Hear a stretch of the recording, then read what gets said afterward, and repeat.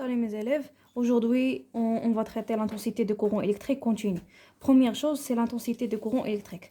يعني غادي نديرو واحد الدراسة ديال شدة التيار الكهربائي. أول حاجة par définition le générateur produit un courant électrique continu. يعني قال لك المولد كيقدر ينتج ليا واحد التيار كهربائي مستمر. Son intensité est notée I.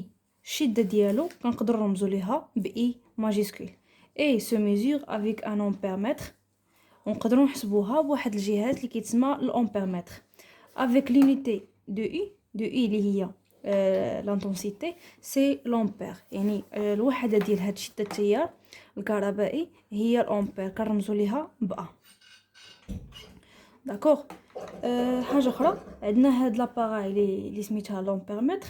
السيمبول ديالها كنقدروا نرسموه بحال هكا ان سيركل فوسط منها واحد الحرف ا ماجيسكول افيك دي بورن ديالها اللي هما بليس و موان.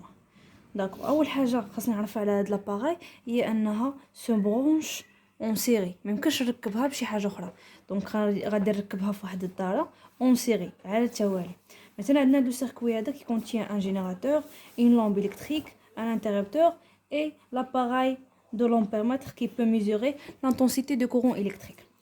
Alors كتلاحظوا معايا التركيب ديالها كيتم بحال هكا، القطب الموجب ديال هذا الجينيراتور مع القطب الموجب ديال لاباراي، كذلك السالب مع السالب ديال لاباراي. هذه اول حاجه باش ما نغلطش في سميتو في التركيب ديال لاباراي. الوغ حنا شفنا هاد لاباراي هادي وركبناه على التوالي. دونك هاد لاباراي شنو قلنا عليها؟ il peut ولا il se mesure l'intensité de courant électrique.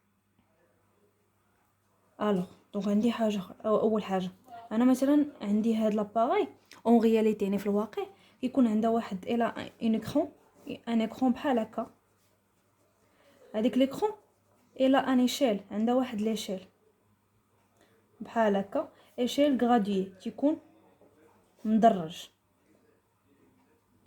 هذه لاباراي العاديه ماشي نيميريك، هذه العاديه واغلبيه اللي كتحط لكم في التمارين كيكون عندكم بحال هكا هاد ليشيل. مثلا هاد ليشيل هذا تيكون من 0 حتى ل 100، ولا مثلا كتكون اكرون وحده اخرى، ولا مثلا واحد لامبيرمتر اخر تكون عنده واحد ليكرون اخرى بحال هكا تتكون حتى هي غراديي،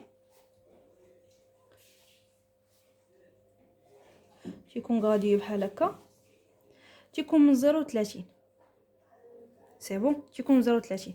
كتكون عندي هنا واحد ليبره ديما كتكون في الاول في الزيرو، يعني باقي انا ما قدرات ديتيكتي ليا حتى شي حاجه، حتى شي انتونسيتي ديز. انا ان فوا كنركبها في هذا السيركوي صافي اش كطرى ليا؟ مثلا هاد البره هادي غادي تحرك لواحد القيمه انا ما عارفاش، 0 1 2 3 على حسب كيفاش ندرجها حتى 100. دونك انا مثلا وصلت ليا هنايا 10 20 30 40 اكسيتيرا حتى 100. مثلا انا وصلت ليا لهاد التدريجه هادي، ان فوا درتها في الساكوي وصلت ليا للتدريجه هادي. دونك قدرات انها ديتيكتي ليا واحد التدريجه وصل ليها لانتونسيتي ديال هذا السيركوي. دونك انا هذه كتعاونني انني نستعمل واحد العلاقه اللي بها نقدر نحسب شده التيار اي. دونك عندي لا relation de calculer le courant, l'intensité de courant électrique et I égale C fois N صغيرة على N كبير. C'est ça ma relation. donc أول حاجة شنو هي C كتعني لو كاليبر، المعيار اللي خديت انا. واش داك المعيار اللي خديت واش خديت بالملي امبير ولا الامبير؟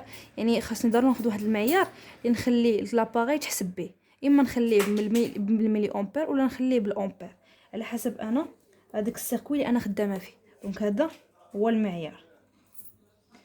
ثاني حاجه ان صغيره، ها هي هذه اللي عاد دابا شرحت لكم، هي لو نومبر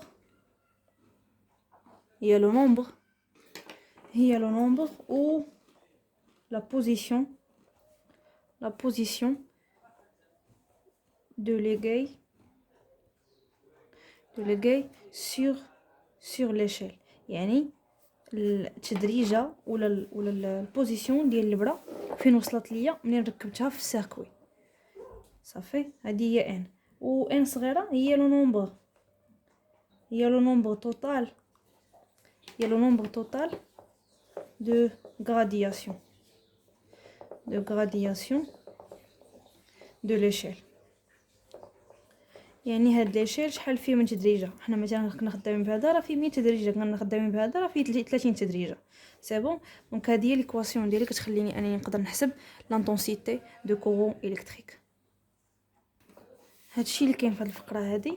ان شاء الله غندير لكم اون اوتر فيديو على لو سونس دو كورون الكتريك، كيفاش نعرف المنحى ديال التيار الكهربائي المستمر. وشكرا.